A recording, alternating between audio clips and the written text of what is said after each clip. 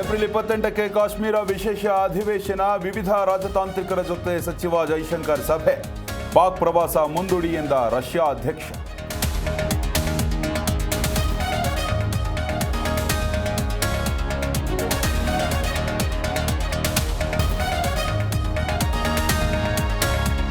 ಶಿವಮೊಗ್ಗದ ಮಂಜುನಾಥ್ ಮನೆಗೆ ಸ್ಪೀಕರ್ ಭೇಟಿ, ಪತ್ನಿ ಪಲ್ಲವಿ, ಪುತ್ರನಿಗೆ ವಿಧಾನಸಭಾಧ್ಯಕ್ಷರ ಸಾಂತ್ವನ. ಶಾಸಕ ಚನ್ನಬಸಪ್ಪ, ಎಂಎಲ್ಸಿ ಬಾನು ಸಾಥ್.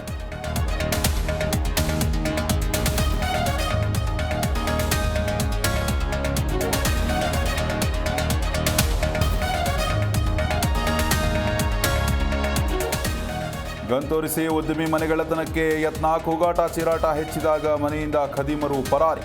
ಸ್ಥಳಕ್ಕೆ ಬೆಳಗಾವಿ ಎಸಿಪಿ ಭೇಟಿ, ಪರಿಶೀಲನೆ.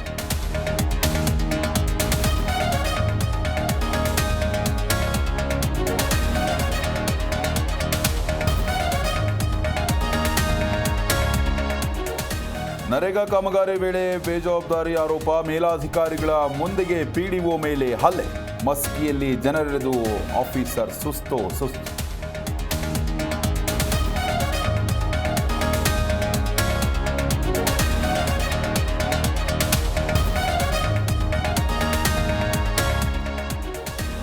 ಭಾರತದ ಗಡಿಯಲ್ಲೇ ಉದ್ವಿಗ್ನ ಪರಿಸ್ಥಿತಿ, ಪಾಕಿಸ್ತಾನದಿಂದ ಹೆಚ್ಚಿನ ಸೇನೆ ನಿಯೋಜನೆ.